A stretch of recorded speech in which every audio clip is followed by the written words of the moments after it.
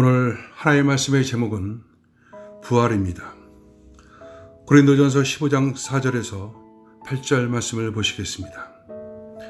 장사 지낸 바 되었다가 성경대로 사흘 만에 다시 살아나사 게바에게 보이시고 후에 12 제자에게와 그의 500여 형제에게 일시에 보이셨나니 그 중에 지금까지 대다수는 살아있고 어떤 사람은 잠들었으며 그 외에 야고보에게 보이셨으며 그 외 모든 사도에게와 맨 나중에 만삭되지 못하여 난자 같은 내게도 보이셨느니라. 아멘. 오늘부터 4번에 걸쳐서 이 부활에 대한 말씀을 드리도록 하겠습니다. 지금까지 사도 바울은 고린도 교회가 안고 있는 분쟁, 음행, 우상 제물, 은사 등에 관한 문제들에 대해서 사도적 권면을 했습니다. 이제 마지막으로 본장에서는 교리적 문제로 죽은 자의 부활에 대해서 세밀하고 논리적으로 설명을 합니다.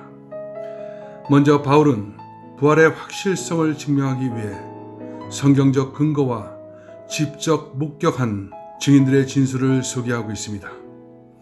이어서 예수님의 부활과 성도들의 부활의 확실성을 제시합니다. 당시 유대교의 한 분파였던 사두개인들은 부활을 전면 부정했습니다. 죽음으로써 영육이 동시적 소멸이 있을 뿐 내세나 영적 존재가 실제한다는 것을 부인했습니다. 또 당시 팽배했던 헬레아 사상은 영혼의 불멸을 믿었지만 육체의 부활을 믿지 않았습니다. 고린도 교회 안에는 이들의 영향을 받아서 육체의 부활을 믿지 않는 사람들이 나타난 것입니다. 육체의 부활을 믿지 않는다는 것은 이 땅에 육체로 오셔서 죽으신 지 3일 만에 육체로 부활하신 예수의 부활을 믿지 않는 것과 다를 바가 없습니다. 그래서 바울은 먼저 예수님의 부활에 대해서 역사성과 진실성을 말하며 교훈하고 있습니다. 12절 말씀에 보면 그리스도께서 죽은 자 가운데 다시 살아나셨다 전파되었거늘 너희 중에서 어떤 사람들은 어찌하여 죽은 자 가운데서 부활이 없다 하느냐라고 반문합니다. 그러면서 바울은 부활의 확실성을 2가지로 증거합니다. 첫째는 성경대로라고 말합니다. 성경은 최종적인 권위와 증거입니다. 예수님의 부활은 성경에 기록된 대로 성경에 미리 말씀하신 대로 성취되었다는 것입니다. 하나님께서 성경에 언약과 예언과 모형과 예표로 예수님의 부활에 대해서 말씀하셨습니다. 예수님은 구약에서 예언된 대로 실제 고난당하시고 죽으셨고 죽음의 권세를 물리치시고 부활하셨습니다. 그리고 또 한 가지의 증거는 부활을 목격한 증인들을 세워 증거합니다. 오늘 본문 5절에서부터 말씀합니다. 게바에게 보이셨습니다. 그 외 12 제자에게 보이셨습니다. 그 외 500여 형제에게 보이셨습니다. 그 중에 대다수는 살아있다고 증언합니다. 그 외 야고보에도 보이시고 또 모든 사도에게와 마지막으로 자신에게도, 즉 바울 자신에게도 보이셨다고 말씀을 하고 있습니다. 바울은 이렇게 부활의 증인들을 말하면서 자신도 부활의 목격자이며 또한 부활의 증인이 된 것은 오직 하나님의 은혜임을 말하고 있습니다. 그러면 예수님의 부활이 성도들과 무슨 상관이 있느냐 하는 것입니다. 실제로 고린도 교인들은 그렇게 생각했습니다. 그들은 예수께서 부활하셨다 할지라도 그것이 자신들과 무슨 상관이 있는지 깨닫지 못했습니다. 그래서 바울은 예수님의 부활이 어떤 영향을 우리에게 미치는지 설명하고 있습니다. 바울은 만약 그리스도께서 부활하지 못했다면 모든 성도들의 믿음은 헛된 것이라고 말씀합니다.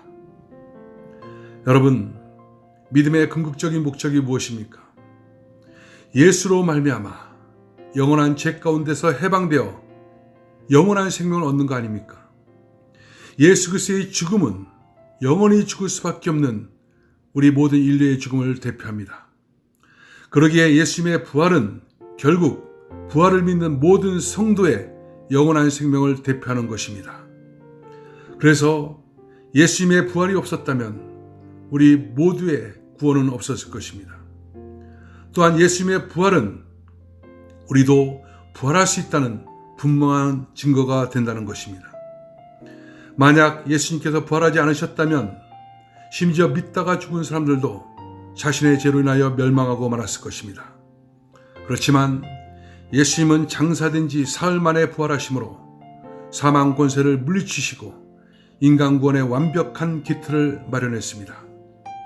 진정 우리는 주님의 부활이 없었으면 여전히 죄와 사망 가운데 놓여 있었을 것입니다.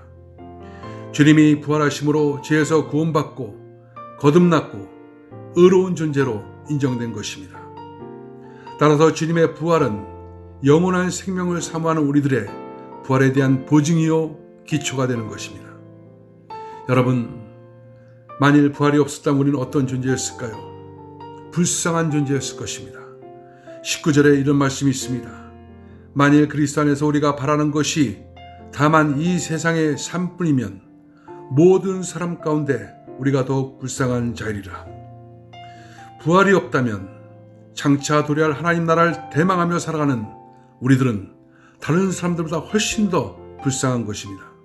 그러나 여러분, 예수님의 부활은 사실입니다.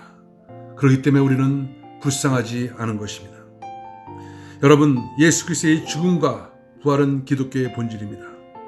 이것을 빼버린다면 영혼에 대한 우리의 소망도 사라집니다. 그래서 부활교리는 죄악과 고통이 많은 이 땅을 살아가는 우리들에게 인내와 분투의 근거가 되고 죽음 같은 이 현실 속에서도 영광과 승리로 미래를 대망하게 하는 소망의 이유가 되는 것입니다.